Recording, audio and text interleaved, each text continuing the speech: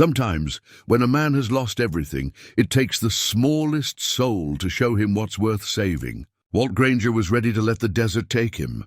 At 72, with his ranch gone and his wife buried months back, he had nothing left to walk toward. Then came the puppy. Golden fur, matted with dust, eyes bright with trust, pawing at his boots as if to say, "Don't leave me." In that moment, something stirred in Walt's hollow chest. This wasn't about survival anymore. It was about what happens when two lost souls find each other in the middle of nowhere. Could saving this innocent creature somehow save him too? Before we jump back in, tell us where you're tuning in from. And if this story touches you, make sure you're subscribed, because tomorrow I've saved something extra special for you. The sun hung in the sky like a copper coin dropped in bleach water, its edges blurred by heat and distance. Walt Granger had been walking since dawn, though he couldn't say exactly why.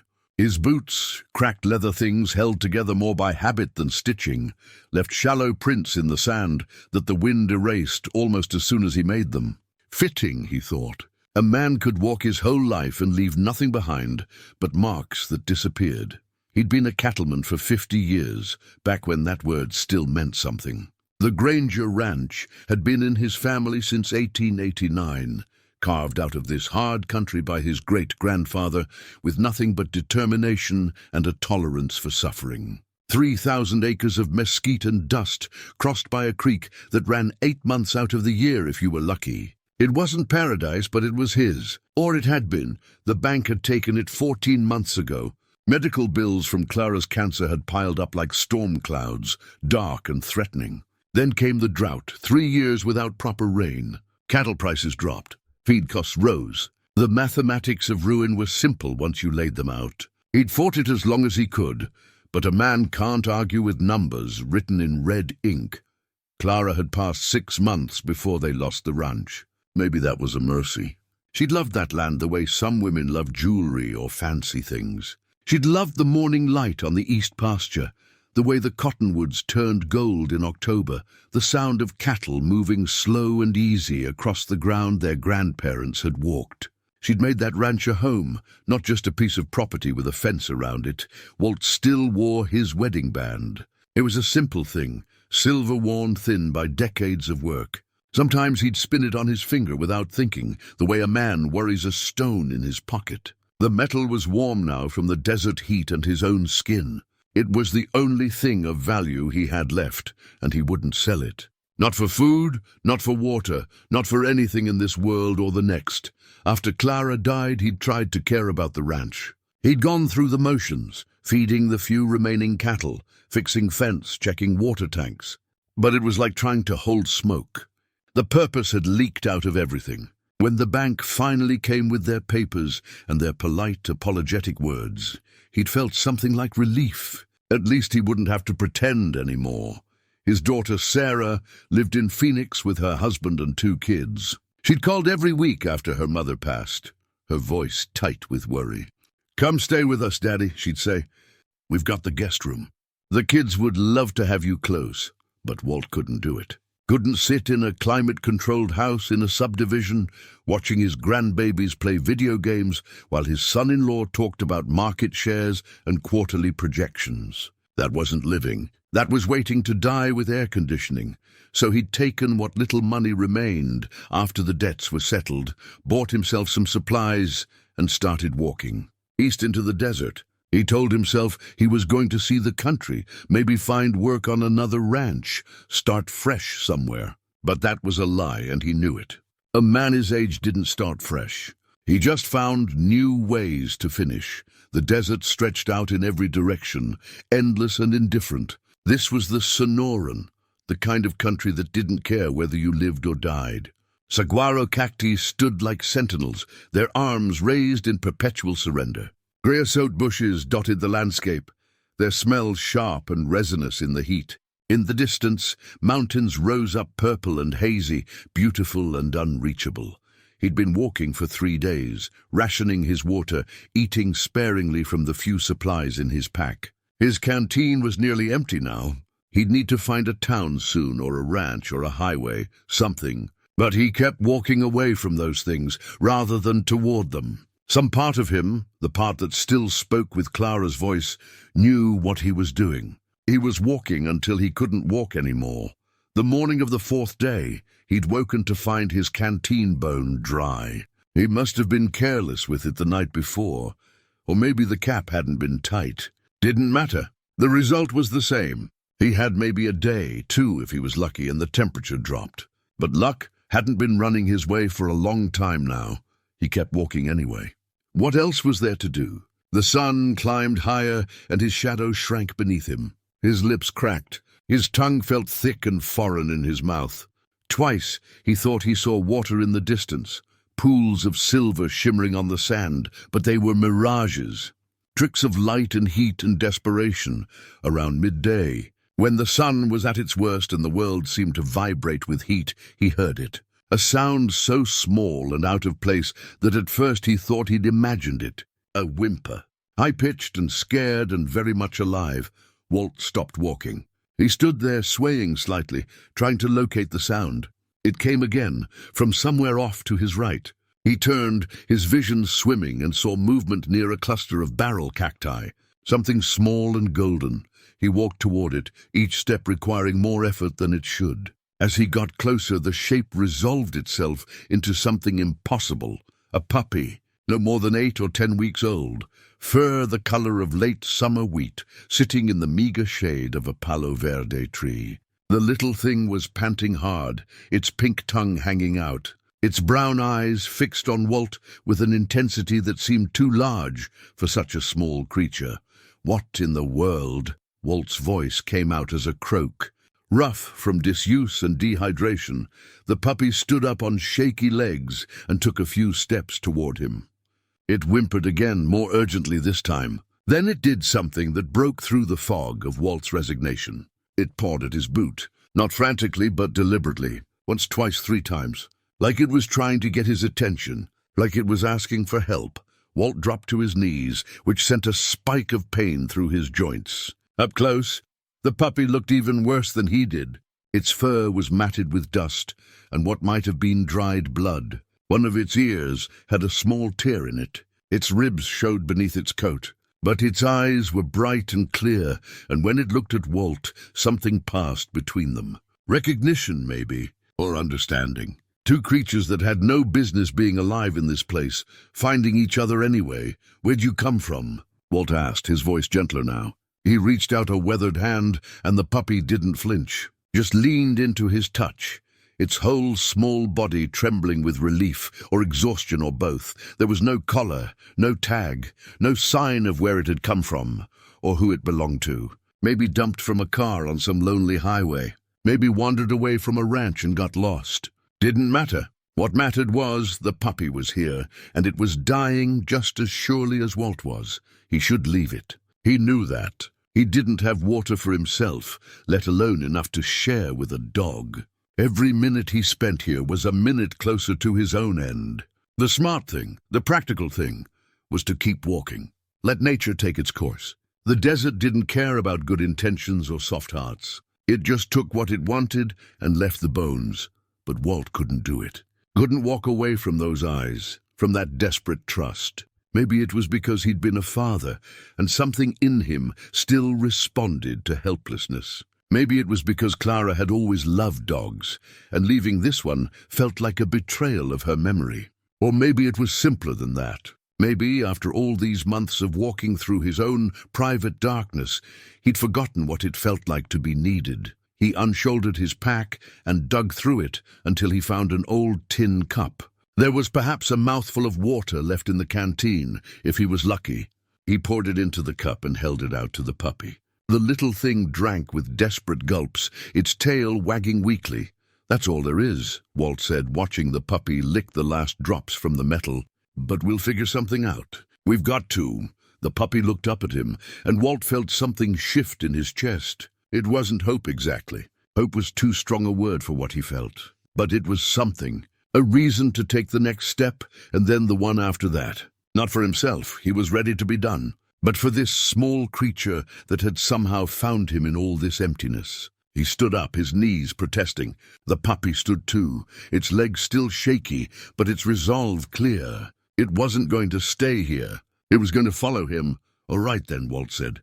He adjusted his pack and started walking again, this time with purpose. East toward the mountains, where there had to be water, had to be something. The puppy fell into step beside him, its small paws leaving tiny prints next to his larger ones. Behind them, the desert stretched out silent and vast. Ahead, the unknown waited. But for the first time in longer than he could remember, Walt Granger wasn't walking toward the end of something. He was walking toward the beginning. They walked for an hour before Walt realized how serious their situation truly was. The puppy's determination had masked its weakness at first, but now the little thing was stumbling every few steps. Its panting had become shallow and rapid, a sound that Walt recognized from 50 years of working with animals. Heat exhaustion may be worse. The same thing was probably happening inside his own body. Though he'd stopped paying attention to his own distress signals long ago, he stopped in the shade of an outcropping. Not much relief, but better than nothing. The puppy collapsed immediately, its sides heaving. Walt lowered himself down beside it, his joints cracking in protest. He pulled out his canteen and shook it, empty, bone dry. Nothing but the metallic echo of absence. From his shirt pocket, he drew out a photograph. It was creased and faded, the corners soft from handling. Clara, taken on their 40th anniversary. She was standing in front of the ranch house, her hair silver in the sunlight, her smile warm and genuine. She'd worn her favorite blue dress that day. Walt had taken the photo with an old Polaroid camera Sarah had given them. He'd carried it ever since she died, a talisman against forgetting. "This is Clara," he said to the puppy, holding the photo where it could see, though he knew it was foolish. "She would have loved you. Had a soft spot for strays and creatures that needed help." The puppy's eyes tracked the photo, then moved back to Walt's face. There was something in that gaze that reminded him of Clara, actually. That same quality of seeing straight through to what mattered, past all the noise and pretense. "She'd say I was being stubborn," Walt continued, his voice rough. "She'd say, 'Walt Granger, you get yourself and that poor dog to civilization right now, you hear me?' And she'd be right. She was always right." He tucked the photograph back into his pocket, over his heart. The puppy whimpered softly, and Walt placed his hand on its head. The fur was hot to the touch, too hot. They needed water, and they needed it soon. Not tomorrow, not in a few hours, soon. Walt pulled himself to his feet and scanned the horizon. Mountains to the east, still miles away. Nothing but desert in every other direction. Wait, there. Was that smoke? He squinted against the glare. Yes. A thin column rising maybe 2-3 miles north. Where there was smoke, there were people. Where there were people, there was water.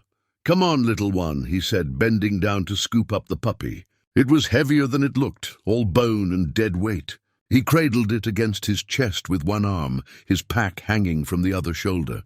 "We're going to make it." Both of us. The walk toward the smoke column became a test of will. Each step felt like wading through sand up to his knees. The sun pressed down on his shoulders like a physical weight. Sweat had stopped forming on his skin, a bad sign. He was past sweating, into the territory where the body started shutting down to conserve what little moisture remained. The puppy had gone limp in his arms, though he could feel its heart still beating against his chest. Fast and fluttery, like a bird's. Walt talked to it as he walked, a steady stream of words that kept them both tethered to consciousness. "First thing we're going to do is get you some water. Then food, you need food, put some weight on those bones." Clara used to make this stew, beef and vegetables, simmered all day until the meat fell apart. She'd give the scraps to the ranch dogs and they'd love her for it. Followed her everywhere. His boot caught on a stone and he stumbled, nearly dropping the puppy. He caught himself, pain shooting through his ankle. "Keep moving." That was all that mattered. Keep moving toward the smoke, had this one dog, Rusty. Red heeler, smart as paint.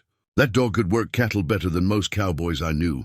Clara found him on the highway, hit by a car. Brought him home in a cardboard box, nursed him back to health. He lived 14 years after that.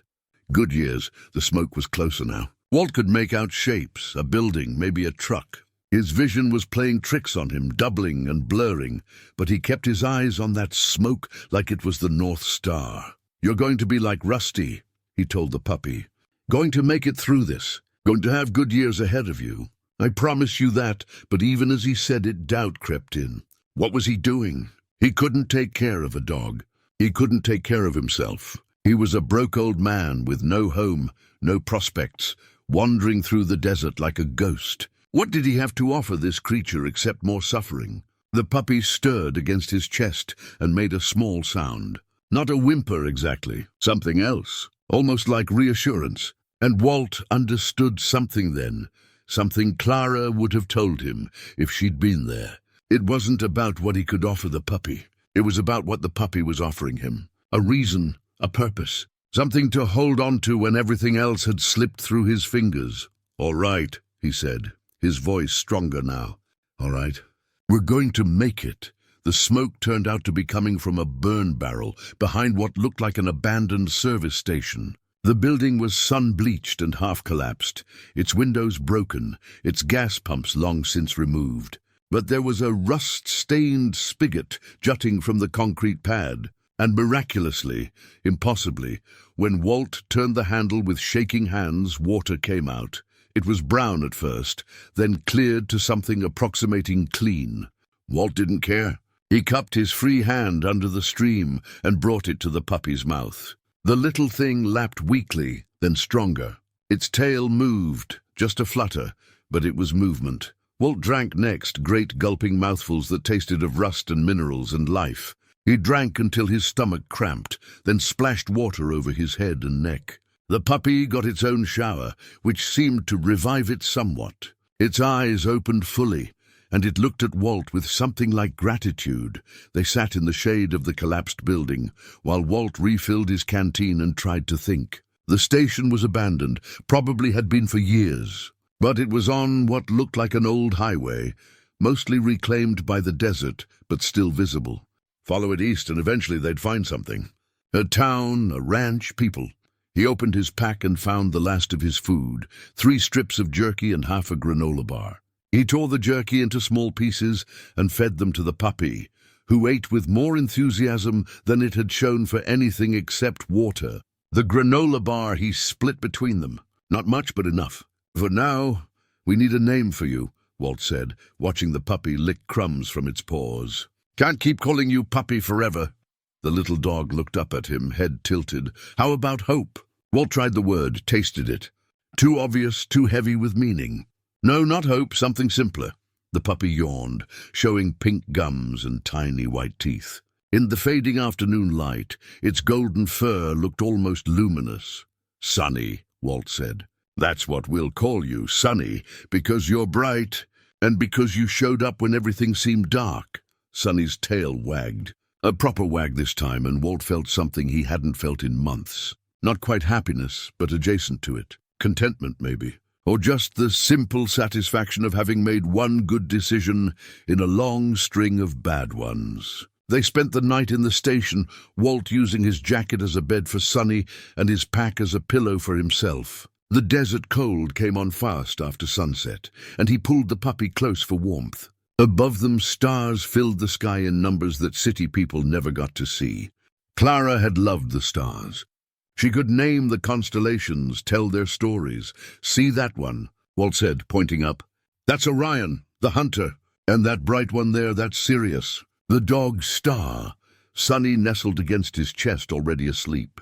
Walt kept talking anyway, to the stars and the night and the memory of his wife. Because talking kept the loneliness at bay, and because somewhere between finding this puppy and naming it, he'd decided something. He was going to live. Not just exist, not just wait for the end.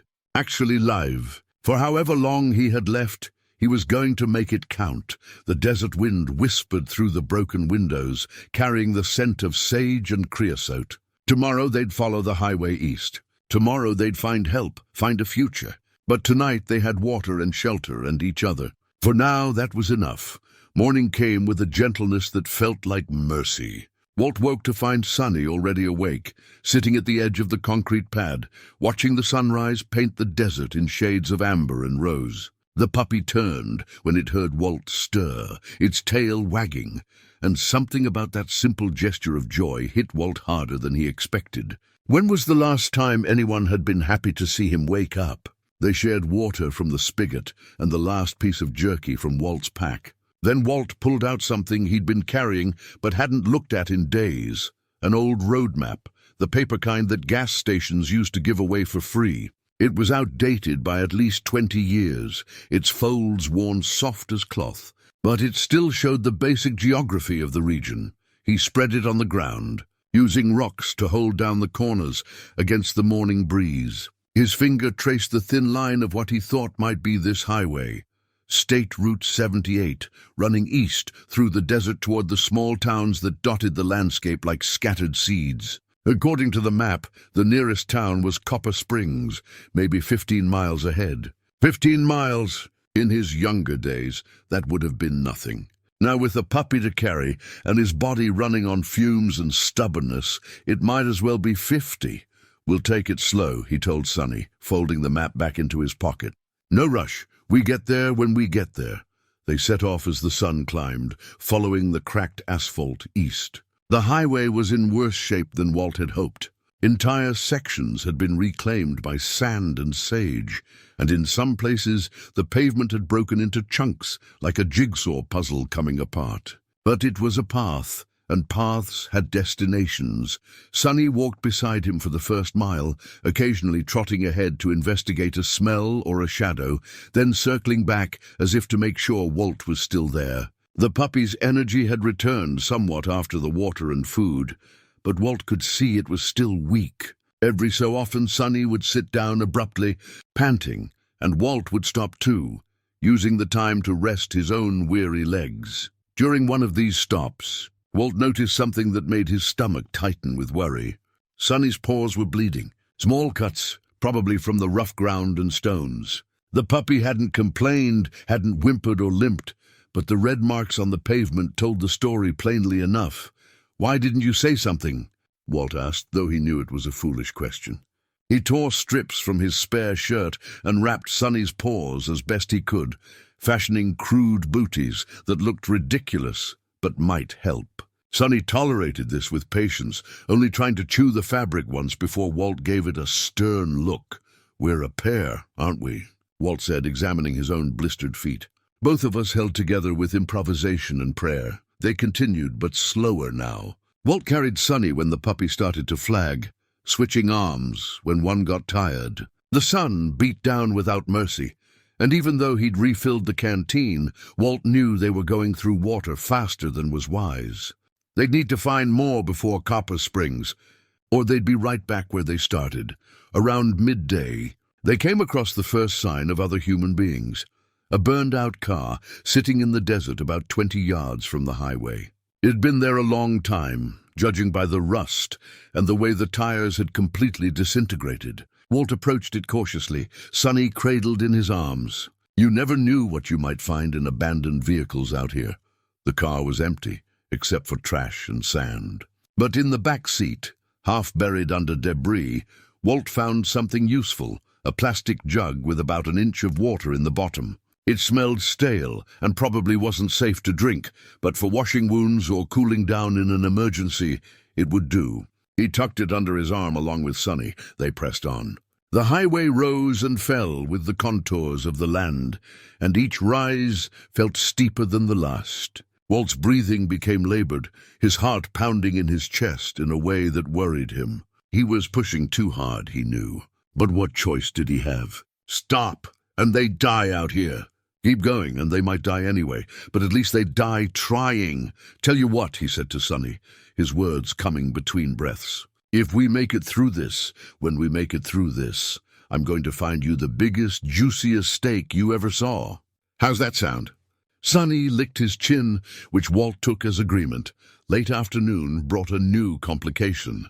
Dark clouds began building to the west, piling up against the mountains like smoke from a vast fire. Walt watched them with mixed feelings. Rain would mean water, which they desperately needed, but it would also mean getting soaked in the desert at night, which could lead to hypothermia once the temperature dropped. He'd seen men die from exposure in the desert, and it wasn't the heat that killed them. It was the cold that came after. The wind picked up, carrying the smell of rain and ozone. Sonny whimpered and pressed closer to Walt's chest. Animals could sense storms in ways humans couldn't, and this puppy's nervousness told Walt everything he needed to know. This wasn't going to be a gentle shower. This was going to be serious weather. He needed shelter, and he needed it fast. Walt scanned the landscape, looking for anything. An overhang, a cave, a building. Nothing, just open desert and that damned highway stretching ahead like a promise that kept receding. Then he saw it. Maybe a quarter-mile ahead, just visible through the heat shimmer, something that looked like a structure. Could be a mirage, could be real.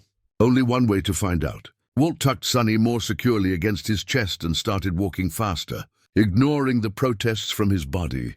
The structure turned out to be real, an old ranch gate, the kind that arched over a dirt road leading off the highway. The gate itself was rusted metal, spelling out words that time had mostly erased. But it was the road that interested Walt.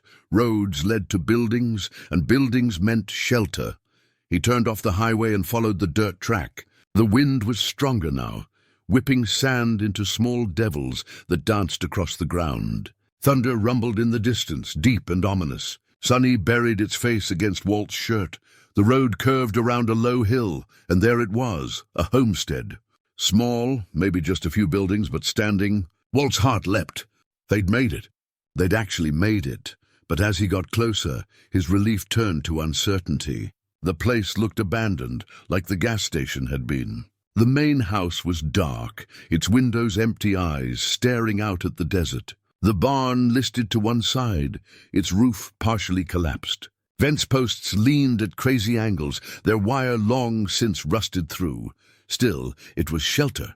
And right now, with the storm bearing down on them, shelter was all that mattered. Walt carried Sonny toward the house, his boots crunching on gravel and glass. The first drops of rain began to fall, fat and heavy, hitting his hat with audible thumps. Lightning flashed, closer now, and the thunder that followed made Sonny shake. "It's all right," Walt said, climbing the steps to the porch. "We're going to be all right." He tried the door. Locked. Of course it was locked. He moved to a window, found it open a crack, and with some effort managed to lever it up enough to climb through. He handed Sonny in first, then pulled himself over the sill, his old bones protesting every inch of the way. Inside, the house smelled of dust and time. But it was dry and it was out of the wind. That was enough. Walt set Sonny down gently and looked around, trying to let his eyes adjust to the gloom. They'd made it this far. Whatever came next, they'd face it together. The storm hit with biblical fury. Rain hammered the roof like buckshot, and wind howled through gaps in the walls, making the old house creak and groan. Walt found a couch in what must have been the living room, sagging and mouse-eaten, but better than the floor. He settled onto it with Sonny curled against his side, both of them listening to the storm rage outside. Lightning illuminated the room in brief, stark flashes. Walt could see furniture covered in dust sheets, a fireplace filled with old ash, pictures on the walls turned dark with age and neglect. This had been someone's home once. A family had lived here, eaten meals together, celebrated birthdays and holidays. Now it was just a shell, waiting for time to finish what weather had started. "Reminds me of our place," Walt said to Sonny, his hand stroking the puppy's damp fur. "Not the condition, but the feeling. A ranch house feels different from other houses. There's a kind of, I don't know, honesty to it. Everything's built for purpose, not show." Sonny made a small sound that might have been agreement or might have been exhaustion. The puppy's breathing had evened out, and Walt thought it might be falling asleep. Good. Sleep was healing. And this little one needed all the healing it could get. When the lightning flashed again, Walt noticed something on the far wall, a medicine cabinet, its white door hanging slightly ajar. He extracted himself carefully from under Sonny, who barely stirred, and crossed the room. The floorboards creaked under his weight, and something small scurried away in the darkness. Mice probably, or rats. Didn't matter. He opened the cabinet fully. Inside, covered in dust but still intact, were supplies. Not much, but more than he'd had before. Bandages yellowed with age but still in sealed packages. A bottle of hydrogen peroxide half full, antibiotic ointment, aspirin, and in the back, almost hidden, a small bottle of children's vitamins shaped like cartoon characters. Walt gathered what he could use and brought it back to the couch. Using water from his canteen and some of the bandages, he cleaned Sonny's paws properly, removing the makeshift booties he'd fashioned earlier. The cuts weren't as bad as he'd feared, shallow, already beginning to scab over. He applied the ointment carefully, then wrapped each paw with actual bandages. Sonny woke during this process but didn't struggle, just watched Walt with those trusting brown eyes. "There," Walt said, tying off the last bandage. "That should help. You'll be running around again before you know it." He took 2 aspirin for himself. His joints were screaming and his head pounded from dehydration and exertion. Then he tucked the rest of the supplies into his pack. "Waste not, want not." Clara had always said that. She'd grown up during harder times, when you used everything and threw away nothing. The storm continued outside, but the initial fury had passed. Now it was just steady rain, the kind that soaked deep into the ground. Walt found himself relaxing despite everything. There was something soothing about being inside while it rained, safe, protected. He hadn't felt safe in a long time. He stood and began exploring the house more thoroughly, lighting his way with a small flashlight he'd been saving for emergencies. The kitchen yielded little. Cabinets mostly bare, a few cans so old and rusted that their labels had disintegrated. He left those alone. Food poisoning would kill them just as surely as thirst. But in the pantry, on a high shelf, he found a jar of honey. The lid was rusted shut, but when he finally wrestled it open, the contents inside were still good. Honey never spoiled, he remembered reading somewhere. People had found honey in Egyptian tombs thousands of years old, still edible. He dipped a finger in and tasted it. Sweet and thick, it coated his throat like medicine. He brought it back to the couch and gave Sonny a small amount, which the puppy licked enthusiastically. A bedroom revealed more about the people who had lived here. There were 2 twin beds, both covered in dust but still made up, as if waiting for children who would never return. On the dresser, a music box shaped like a carousel.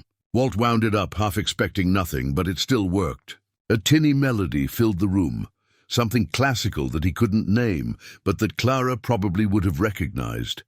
He found photographs in frames on the nightstand.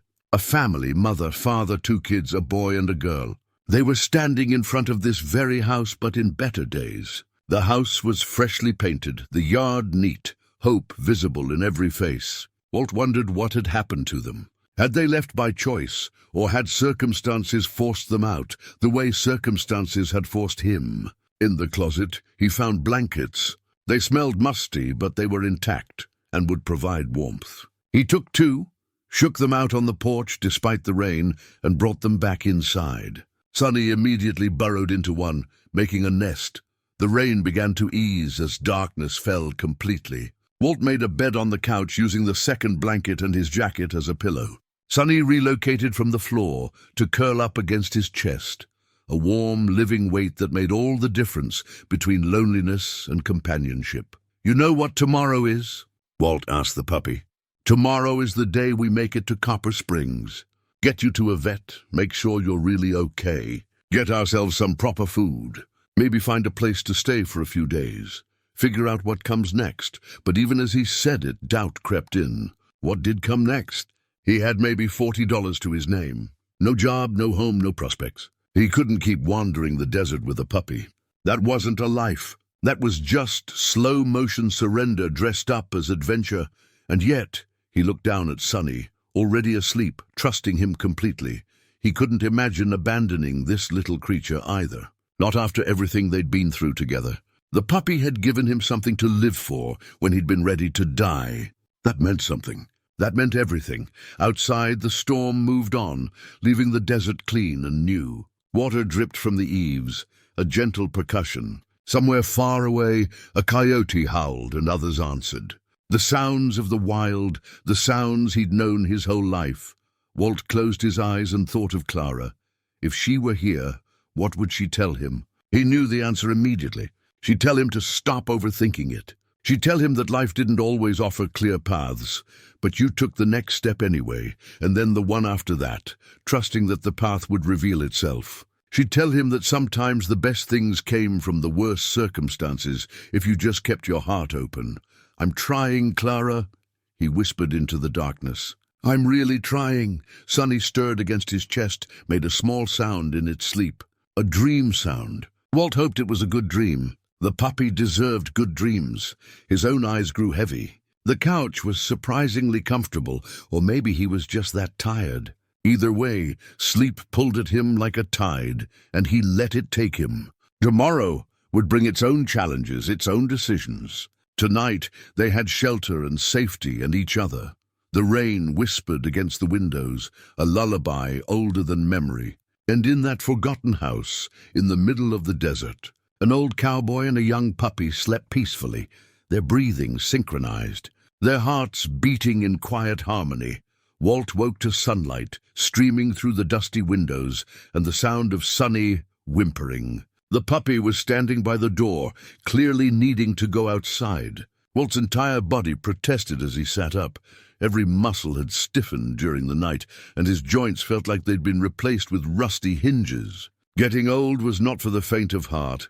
He limped to the door and let Sonny out, watching from the porch as the puppy carefully navigated the muddy yard on its bandaged paws. The storm had transformed the desert. Water pooled in every depression, and the air smelled clean and alive. Plants that had seemed dead yesterday now showed hints of green. The desert knew how to take advantage of rain when it came. While Sonny explored, Walt walked around the property, taking stock. The barn was in worse shape up close, one good windstorm away from complete collapse. But there was a shed behind the house that looked more stable, and when Walt tried the door, it opened. Inside, covered in tarps and bird droppings, sat an old pickup truck. A Ford, maybe from the 70s, its blue paint faded to a pale ghost of itself. Walt's heart jumped. If this thing ran, if it had even a prayer of running, it could change everything. He could drive them to Copper Springs, maybe even further. He tried the door, locked. He looked around for keys, checked the visor, the usual hiding spots. Nothing. Frustrated, he walked back to the house and searched more thoroughly, going through drawers and cabinets. In the kitchen, in a jar labeled spare, he found keys. 3 different sets. He grabbed them all and hurried back to the shed. The second key worked. The truck door opened with a groan of protest, and the smell of old leather and mouse nests wafted out. Walt climbed in, noting the manual transmission, the bench seat, the simplicity of an era before computers controlled everything. This was a truck a man could understand, could fix if it broke. He tried the ignition. Nothing, not even a click. Dead battery, probably. But when he checked, there was no battery at all. Just empty cables and a space where it should have been. Someone had removed it, maybe to use in another vehicle or to keep from a theft. Walt sat in the driver's seat, hands on the steering wheel, and felt defeat wash over him. For a moment he'd let himself hope. For a moment he'd imagined an easy solution. But life didn't work that way. It never had. He climbed out and continued searching the shed. There were tools, most rusted but some still usable. Fence wire, nails, old lumber. And in the back, under a tarp, several jerry cans. Walt shook them. One was empty, but the other 2 sloshed. Gasoline. Old gasoline, probably bad, but gasoline nonetheless. Well, Walt said to himself, at least we know the universe has a sense of humor. Gas but no battery. Truck but no way to start it. Sonny had wandered into the shed and was sniffing around with interest. The puppy's bandages were already dirty from the mud, but it was moving better. The rest and the medical attention had helped. Walt knelt down and examined Sonny's paws. The cuts were healing cleanly, no sign of infection. "You're tougher than you look," he said, running his hand over the puppy's head. "That's good. You'll need to be." He stood and looked out at the desert, trying to decide what to do. They could continue on foot to Copper Springs, probably another day's walk, maybe less. Or they could stay here another night, rest up, maybe scavenge more supplies. The house offered shelter, and there was still some honey left. But every hour they delayed was an hour his meager funds weren't getting them. Closer to help. The decision was made for him when he tried to walk back to the house, and his ankle, the one he'd twisted yesterday, gave out completely. He went down hard, catching himself with his hands, pain shooting up his leg like electricity. Sonny rushed over, licking his face with concern. "I'm all right," Walt said through gritted teeth. Though he clearly wasn't, he managed to get to his feet, but putting weight on the ankle sent fresh waves of pain through him. Sprained, maybe worse. He limped back to the house and collapsed on the couch, Sonny jumping up beside him. He examined the ankle. Already swelling, the skin discolored. He needed ice, elevation, rest. He had none of those things except rest, and rest meant staying put. So the decision was made. They'd stay another day, maybe two. Give his ankle time to heal, give Sonny more time to recover. Then they'd push on to Copper Springs. Walt wrapped the ankle as best he could with the remaining bandages and propped it up on the arm of the couch. Then he pulled out the photograph he'd found in the bedroom, the family standing in front of the house. He studied their faces, looking for clues about their lives. The father had the weathered look of a rancher, lines around his eyes from squinting into the sun. The mother was younger, pretty, with a cautious smile. The kids, maybe 8 and 10, had that restless energy of children forced to stand still for a photo. A normal family, a happy family, or at least one that knew how to look happy for the camera. What had happened to them? Walt found himself constructing stories. Maybe the ranch had failed, like his had. Maybe they'd moved to the city for better opportunities. Maybe they'd just decided this life was too hard, too lonely, too uncertain. He couldn't blame them if they had. This country asked a lot of the people who tried to make a living from it, or maybe something worse. Maybe illness or accident, or any of the 100 ways fortune could turn against you. The house had that feeling of sudden abandonment, as if people had left meaning to come back and never did. Walt placed the photograph face down. Looking at it made him think too much about his own losses, his own failures. Better to focus on the present, on the concrete problems in front of him. Ankle, water, food, shelter. Take care of those things, and the future would take care of itself. He spent the day resting, letting Sonny in and out, rationing their water and the honey. His ankle throbbed constantly, but by evening the swelling had gone down slightly. Maybe it wasn't as bad as he'd feared.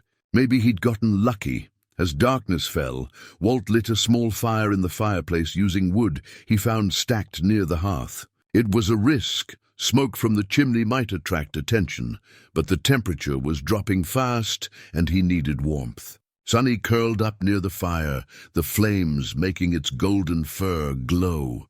"We're going to be okay," Walt said, more to convince himself than the puppy. "A couple more days, then we'll move on. Find some work, find a place to stay.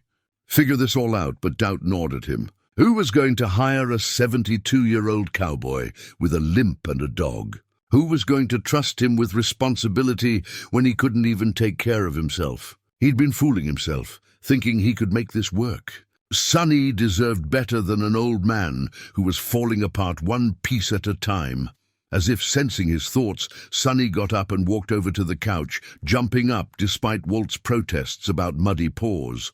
The puppy settled against his side, warm and solid and real, and Walt felt something shift in his chest. Maybe it didn't matter what he deserved or didn't deserve. Maybe what mattered was that this small creature needed him, and he needed it. Maybe that was enough.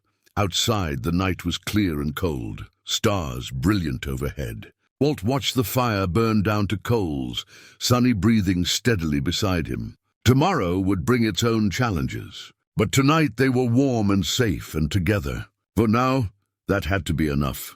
On the second morning at the homestead, Walt woke to a sound that didn't belong. An engine, distant but approaching. His heart jumped into his throat. Someone was coming. He sat up too quickly, sending pain shooting through his ankle, and looked around for options. Hide? Run? Neither was realistic with his injury.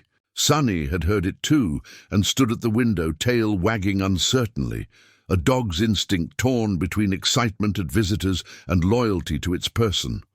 Walt limped to the window and peered out. A dust cloud rose from the dirt road, getting closer. A vehicle, he could make out a shape now.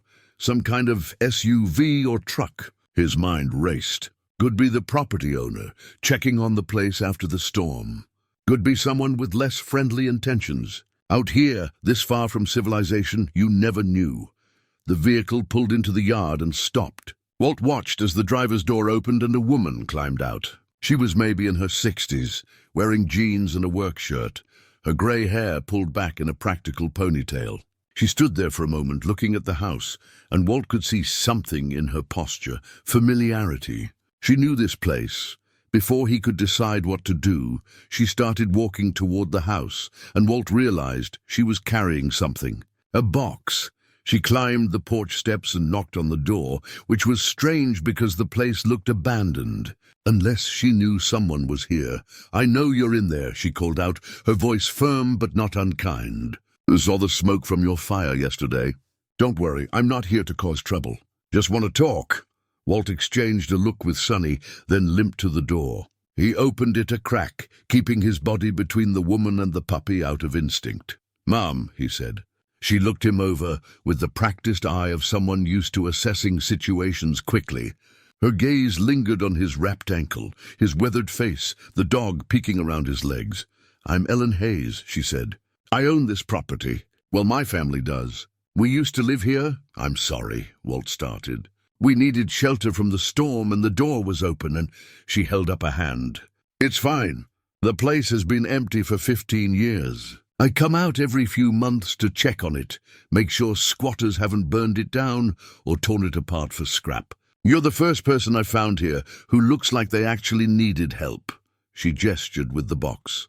"Brought you some supplies. Food, water, medical stuff. Figured if you were desperate enough to break into an abandoned house, you were desperate enough to need it." Walt stared at her, not quite believing what he was hearing. Kindness from a stranger was not something he'd expected. "I didn't break in exactly," he said. "Window was open."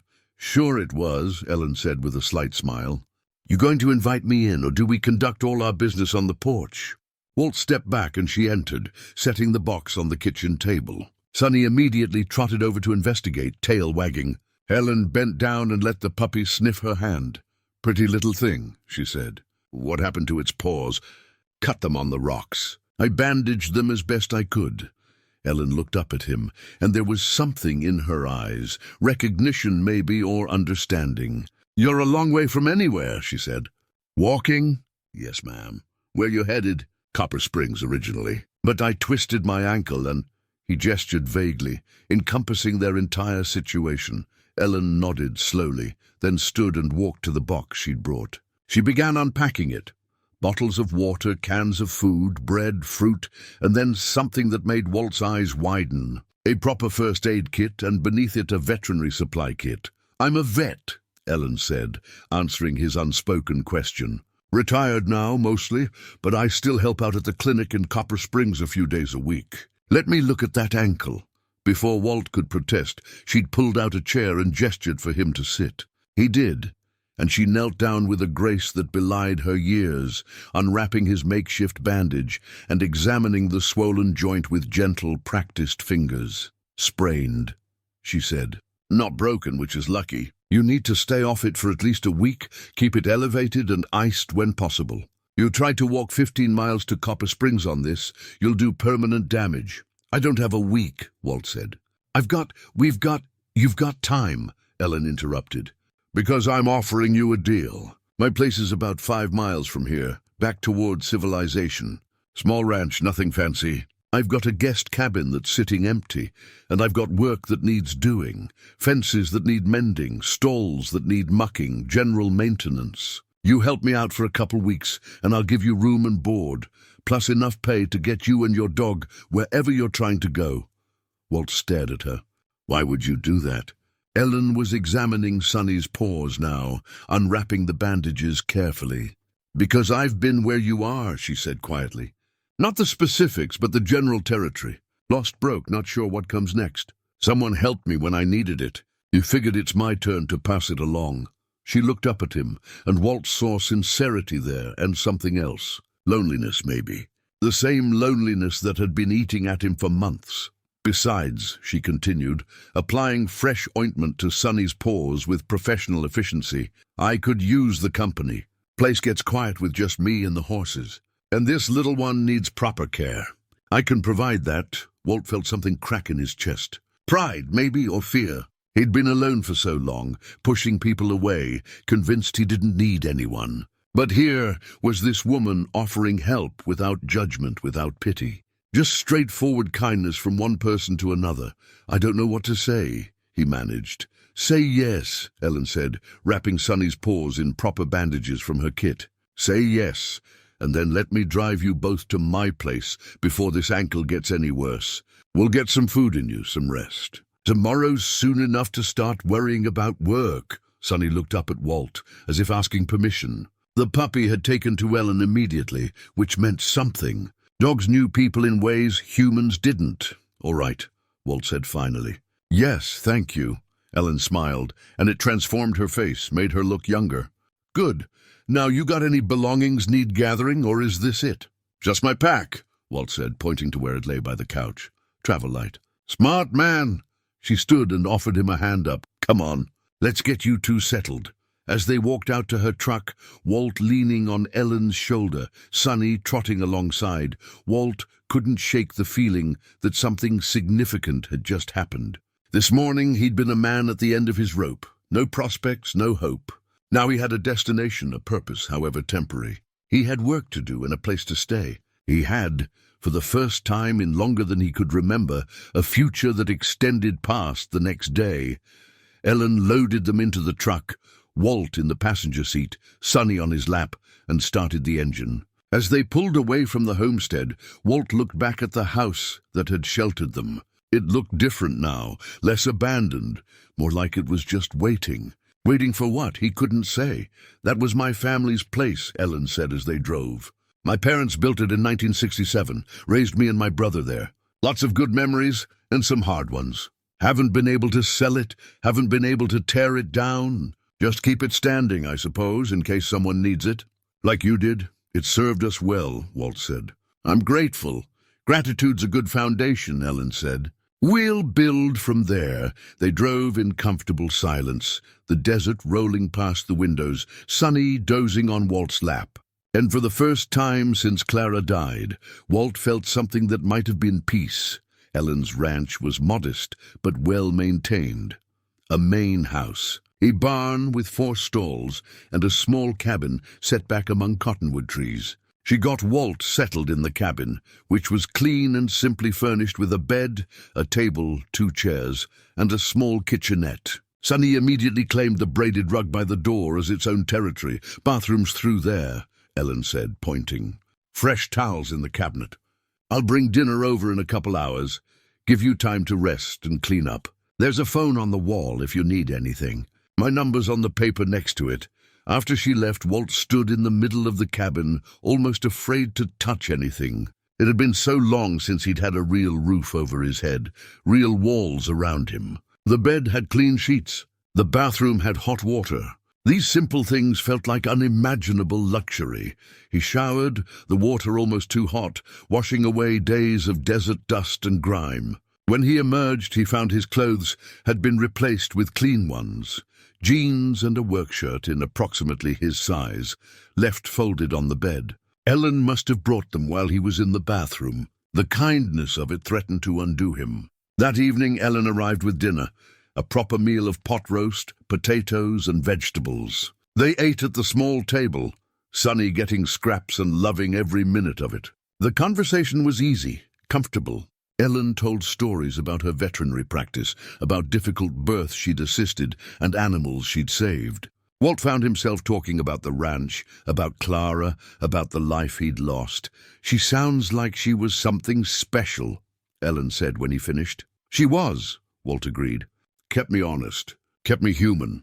Ellen smiled, but there was something in her expression, a flicker of something Walt couldn't quite read. She stood and began clearing the dishes, and Walt saw her hand tremble slightly as she stacked the plates.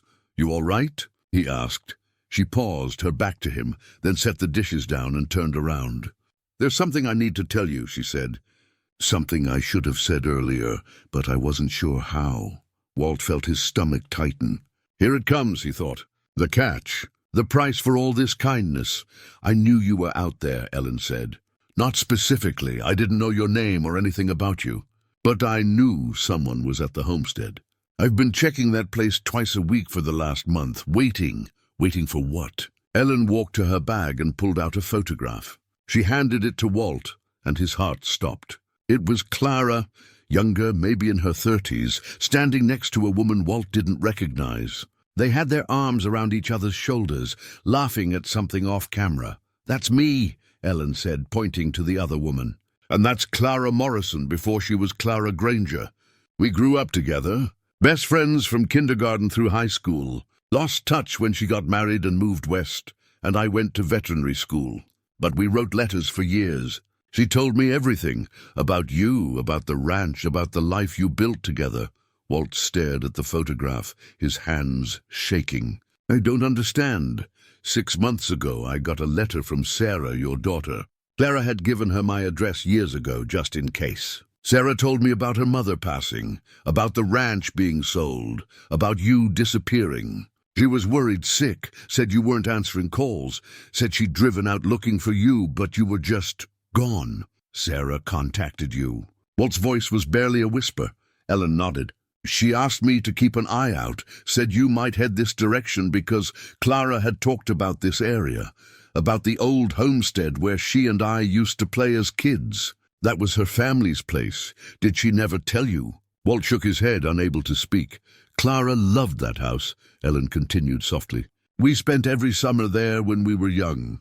She said it was the last place she felt completely free before adult responsibilities took over. She made me promise years ago that if anything ever happened to her, I'd watch over you. I told her that was ridiculous, that you were perfectly capable of taking care of yourself. But she insisted. Said you were stronger than anyone she knew, but that strength could become stubbornness if you didn't have someone to keep you from disappearing into yourself." Walt felt tears burning in his eyes. "She never said anything." "That was Clara's way," Ellen said gently. "She took care of people without making a fuss about it. When Sarah called, I started checking the homestead, leaving supplies, keeping watch. I figured if you were out there wandering like Sarah feared, eventually you might find your way to a place Clara loved. And you did." "The supplies at the house," Walt said, understanding dawning. "The medicine cabinet, the honey, I stock it every few weeks. Never knew if you'd show up or when, or if I was just being a sentimental old fool. But I promised Clara, and I keep my promises." Walt looked down at Sonny, who was watching this exchange with intelligent eyes. "What about the puppy?" Ellen smiled. "That's the part I didn't plan. That was just the universe deciding to help out. Or maybe it was Clara sending you something you couldn't ignore, something that would keep you moving forward." Walt stood up, needing to move, needing to process. He walked to the window and stared out at the darkening sky. All this time he'd thought he was alone. He'd thought Clara was gone and he had no one. But she'd been looking out for him even after death, setting things in motion to keep him safe. "Why didn't you tell me right away?" he asked. "Would you have accepted help if you knew?" Ellen countered. "Would you have come here if you thought it was charity, or obligation, or someone fulfilling a deathbed promise?" Walt thought about it and realized she was right.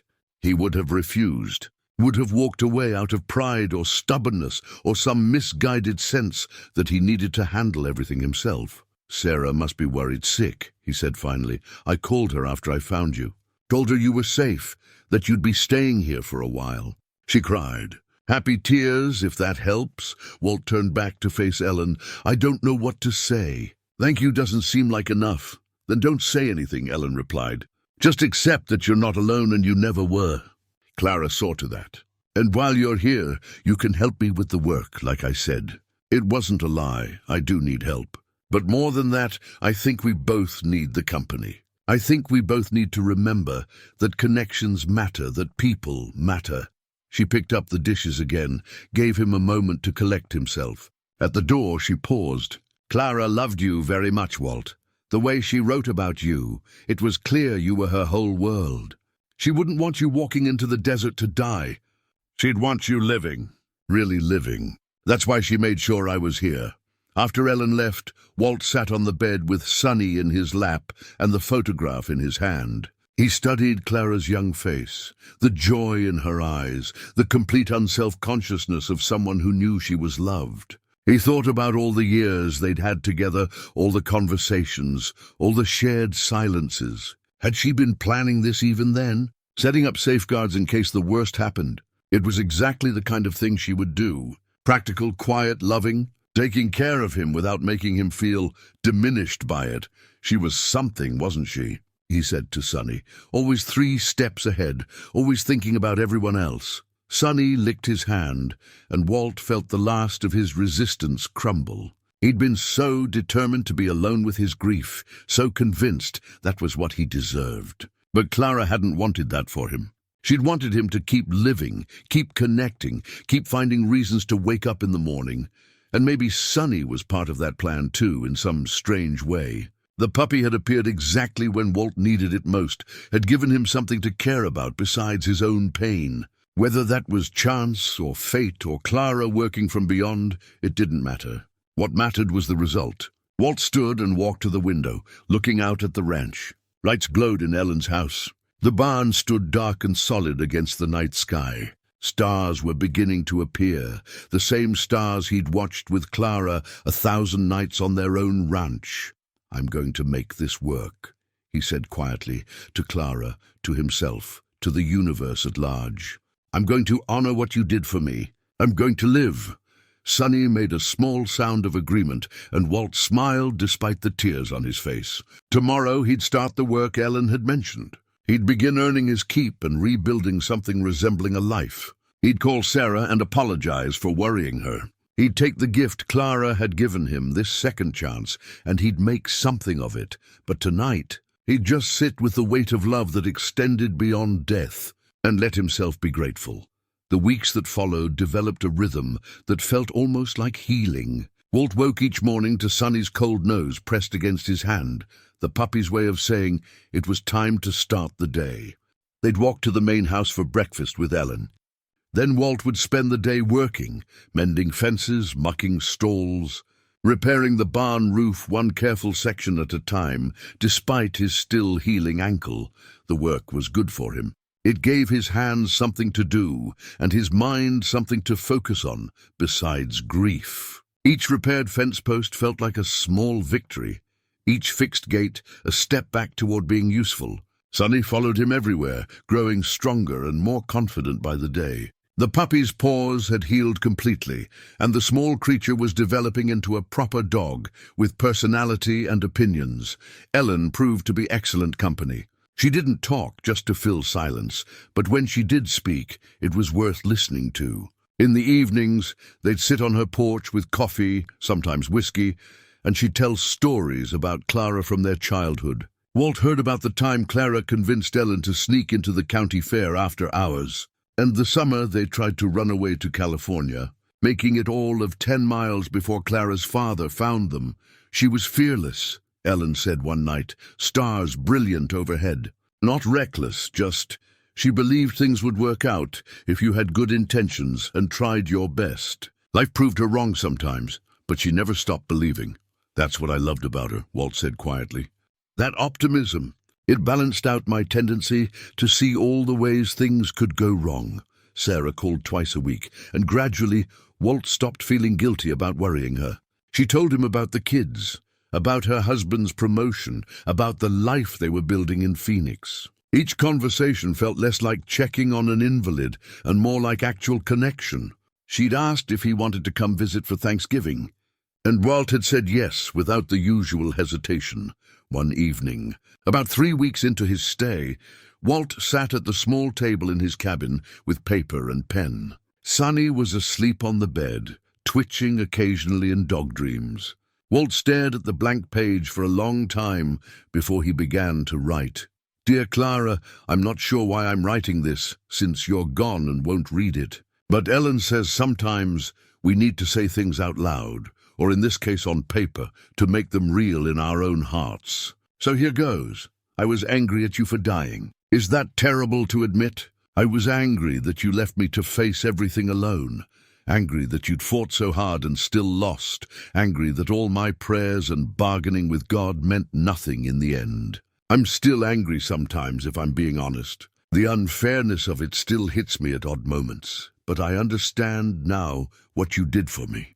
Ellen told me everything about how you'd planned for this, how you'd made sure I wouldn't be completely alone, even if I tried to be. That's so like you, taking care of problems I didn't even know I'd have. You knew me better than I knew myself. You knew I'd try to disappear into grief, and you made sure there'd be someone to pull me back out if I got too lost. I found a puppy in the desert. Her name is Sunny, and she saved my life. I know that sounds dramatic, but it's true. I was ready to lie down and let the desert take me, Clara. I was that far gone. Then this little golden dog appeared, and suddenly I had a reason to keep going. You would have loved her. She has your stubbornness and your way of looking at people like you can see right through to their soul. Ellen has been good to us. She gave me work and a place to stay. And more importantly, she gave me back some of my dignity. She treats me like a capable person, not a broken old man. That matters more than I can say. I'm healing, Clara, not healed. I'm not sure that ever fully happens when you lose someone. But healing. The wound is still there, but it's not bleeding all over everything anymore. I can think about you without wanting to die. I can remember the good times without being crushed by the fact that there won't be any more of them. That's progress, right? Zara wants me to come for Thanksgiving. I'm going to go. I'm going to see my grandkids and be present in their lives instead of being a ghost haunting the edges. You'd like that, I think.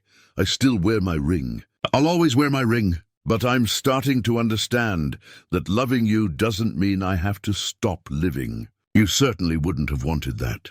You'd have boxed my ears for even considering it. So thank you, Clara. Thank you for loving me enough to take care of me even after you were gone. Thank you for knowing I'd need Ellen, and for making sure she'd be there. Thank you for every year we had together. Even though it wasn't enough years and never could have been, I'm going to be okay. That's what I wanted you to know. I'm going to figure out what comes next, and I'm going to keep going. Not because I have to, but because I want to. Because you taught me that life is precious and shouldn't be wasted, even when it's hard. I love you. I always will. Walty folded the letter carefully and tucked it into his Bible. Next to the photograph of Clara. He wouldn't mail it, there was nowhere to mail it, but having written it felt like completing something important. Like closing one chapter, so another could begin. The next morning, Ellen found him oiling hinges on the barn door. "Got something to show you," she said, a slight smile playing at her lips. She led him to the far pasture where a mare stood with a gangly foal at her side. The baby was maybe 3 days old, all legs and curiosity. "Born Monday night," Ellen said. "Thought you might want to see." "You mentioned you used to breed horses back on your ranch." Walt approached slowly, letting the mare smell his hand. The foal watched him with huge liquid eyes, not quite brave enough to come close, but clearly interested. "Beautiful," Walt said. "What's her name?" "Haven't named her yet." "Thought maybe you'd like to." Walt studied the foal, the delicate legs, the 2 big ears, the way she stayed close to her mother, but kept glancing at the wider world with wonder. "Hope," he said finally. "Let's call her Hope." Ellen nodded. "That's good. That's real good." As they walked back to the barn, Ellen said, "I've been thinking. I know we said a couple weeks, but if you wanted to stay longer, maybe through the winter, I'd be glad of the help. And the company. Place to put Sunny when it gets cold, too." Walt had been thinking the same thing, but hearing her say it made it real. "I'd like that," he said. "If you're sure, I'm sure, that evening." Walt called Sarah and told her he'd found a place to stay for a while, that he was doing good work and healing, that he'd definitely be there for Thanksgiving. She cried again, but softer this time. Relief, maybe, or just happiness that her father was finding his way back to living. The days grew shorter as October deepened. Walt's ankle healed fully, though it ached before rain. Sunny grew into her paws and developed a passion for chasing rabbits, never catching them, but the chase was the point. Ellen taught Walt the basics of veterinary care, and he found himself drawn to the work of healing, of helping animals in distress one afternoon. As Walt was replacing boards on the barn, Ellen came out with a serious expression. "Got a call from the rescue organization," she said. "Someone's been dumping dogs out on Route 78, near where you found Sunny. They asked if I'd help coordinate a trap and rescue operation this weekend. Thought you might want to be part of it."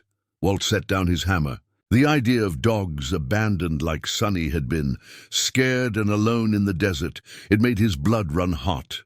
"What do you need me to do?" "Drive out with me, help set up the traps, keep watch. It's 2, maybe 3 days of camping in the desert. You up for that?" Walt thought about the desert, about his walk through it with death on his mind. Going back felt like facing something, like coming full circle. "I'm up for it," he said. "Good. We leave Saturday morning." Friday night, Walt packed supplies with careful attention. Sonny watched from the doorway, head tilted in that way that meant she was asking a question. "You're coming too," Walt assured her. "Wouldn't leave you behind." He sat on the porch after dinner, watching the sun set behind the mountains. Ellen joined him, bringing 2 whiskeys. They sat in comfortable silence, sipping their drinks, watching the sky turn from gold to purple to black. "You've come a long way," Ellen said finally. "Clara would be proud." "Think so?" "I know so. She always said you were stronger than you gave yourself credit for. Said you just needed the right reason to show it." Walt looked down at Sonny, sleeping at his feet. "She gave me that reason. Even after she was gone, she gave it to me. That's love," Ellen said.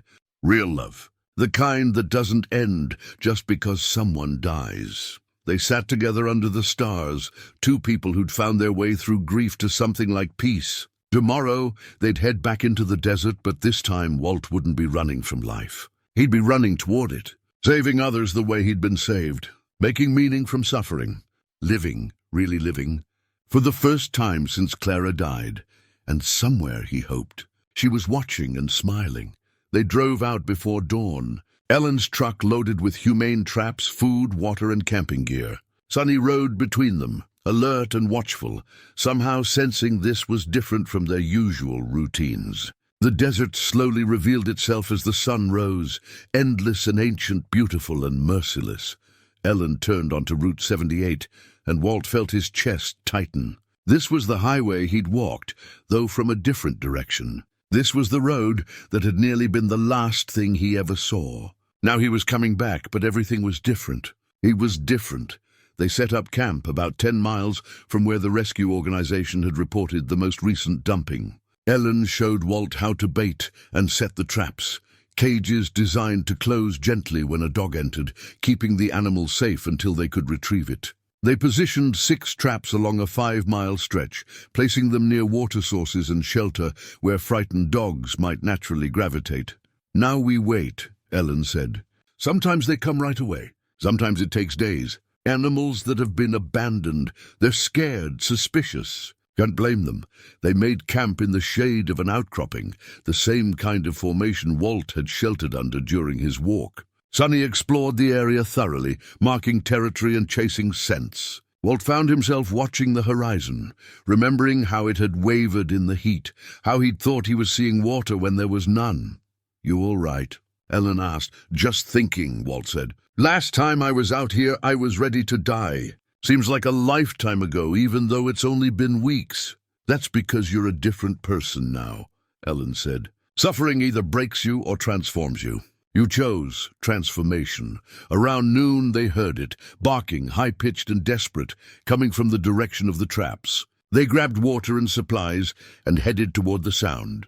The first trap held a small terrier mix, matted and thin, barking its defiance at the world. When Walt approached slowly, speaking soft and low, the barking turned to whimpering. "It's all right," he said, the same words he'd said to Sonny. "You're safe now. We've got you." Ellen checked the dog over, dehydrated, malnourished, but no serious injuries. They loaded the trap into the truck bed, covering it with a tarp for shade, and left water and food within reach. The little dog ate ravenously, then curled up and slept the sleep of the completely exhausted. By evening, 2 more traps had been triggered. Another small dog, younger, and what looked like a beagle mix with soulful eyes and ribs showing. Walt felt rage building in his chest. How could people do this? How could anyone abandon animals in the desert to die slowly of thirst and heat? But then he thought about his own journey. He'd abandoned himself in a way. Walked into the desert meaning not to come back. Maybe the people who dumped these dogs were in their own kind of pain. making terrible choices because they couldn't see any other option. It didn't excuse it, but it made it human, understandable, if not forgivable. That night they sat by a small fire, the 3 rescued dogs sleeping in their traps near the truck. Sonny lay between Walt and Ellen, content. The desert was silent, except for the crackling of mesquite wood and the occasional yip of distant coyotes. "Found something today," Walt said, pulling an old dog collar from his pocket. "Near the 3rd trap. Been there a while, looks like." Ellen examined it. The leather was cracked and faded, but you could still make out a name etched into a tarnished metal tag. Duke. No phone number, no address. Just a name, proof that someone had once cared enough to give this animal an identity. "Duke made it, or he didn't," Ellen said quietly. "We'll never know. But we saved these 3. That matters. That's what we can control." Walt nodded, turning the collar over in his hands. "Duke, some family's pet, maybe. Or a working dog from a ranch. Or a stray someone had briefly cared for before circumstances changed. Each animal had a story, just like each person did. And sometimes the stories didn't end well, but sometimes they did. Sometimes a lost creature found exactly what it needed, exactly when it needed it. "Clara sent Sonny to me," Walt said, surprising himself. "I know how that sounds, but I believe it. She knew I'd need something to care about, something that needed me. That's what saved me, being needed." "I don't think it sounds strange at all," Ellen replied. "I think love finds ways to persist, even when we think it's gone. And I think these dogs we saved today, they'll go on to be someone's reason to keep going. That's how it works. We save each other in chains, each act of kindness rippling forward." Walt looked up at the stars, the same stars he'd looked at with despair just weeks ago. Now they seemed less distant, less cold, just witnesses to the ongoing drama of living, of struggling, of sometimes finding grace in the most unexpected places. Tomorrow, they'd check the remaining traps, then head back to the ranch with whatever dogs they'd found. They'd get the animals medical care, food, safety. Eventually, those dogs would find new homes, new families, new purposes. They'd be scared and traumatized for a while, but they'd heal, just like Walt was healing. The fire burned down to embers, and they slept in their bedrolls under the open sky, surrounded by saved lives and second chances. Morning brought 2 more dogs, one in a trap, one that had been circling it nervously, too scared to enter. The trapped dog was a shepherd mix, old, gray around the muzzle, with kind eyes that had seen too much. The circling dog was younger, some kind of hound, and it took Walt 40 minutes of patient coaxing before it would take food from his hand. "You've got a gift for this," Ellen said, watching Walt work. "The scared ones trust you." "Maybe because I know what it's like to be scared," Walt replied. "To feel like the world's turned against you and there's no safe place left." The hound finally let Walt slip a leash around its neck, then immediately pressed against his leg, seeking comfort. Walt felt something crack open in his chest. Not pain, but its opposite. The feeling of being useful, of having something to offer, of mattering to another living creature. They loaded the new dogs into the truck, making sure everyone had water and food. 5 dogs total, 5 lives saved. The rescue organization would pick them up tomorrow, get them into foster care, eventually into permanent homes.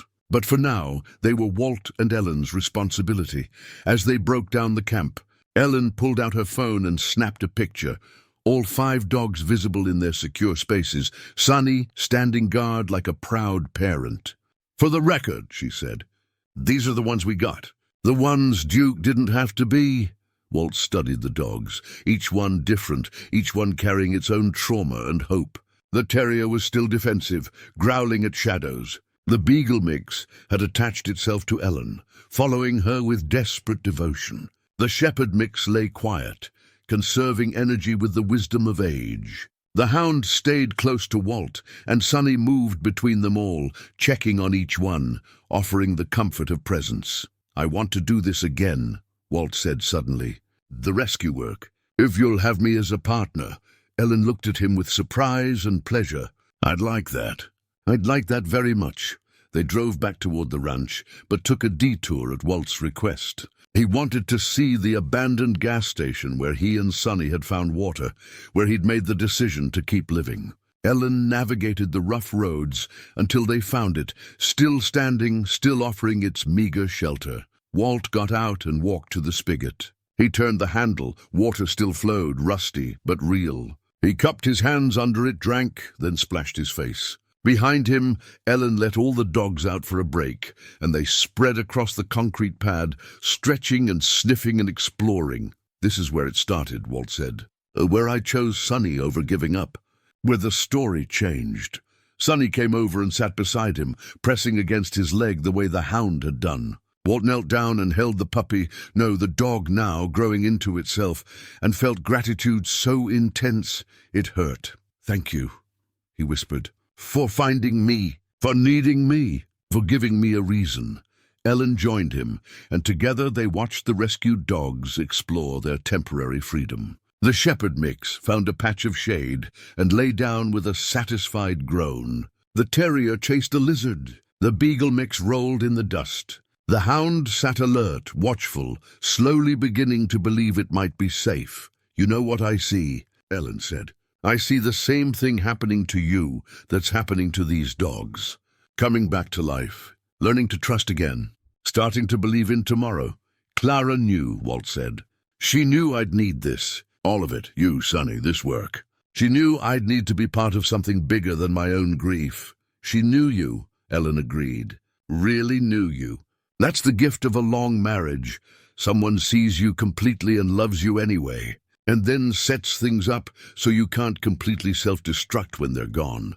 They loaded the dogs back up and continued toward home. The sun was setting, painting the desert in shades of amber and rose, the same colors Walt had seen the morning he found Sonny. But everything was different now. Then he'd been walking toward an ending. Now he was driving toward a beginning. At the ranch, they settled the dogs in the barn, each in a clean stall with water, food, and blankets. Sonny supervised the whole operation, somehow understanding these were special guests who needed gentle treatment. Ellen called the rescue organization to arrange pickup for the next afternoon. Later, standing on the porch with coffee and watching stars appear, Walt said, "I want to call Sarah tonight. Tell her about this, about the rescue, about finding purpose again." "She'll be glad to hear it," Ellen said. "She's been worried about you for a long time." "I know. But I'm not that person anymore. The one she was worried about, he's gone. Or maybe not gone, but changed. Transformed into someone who wants to be here, who sees reasons to stay."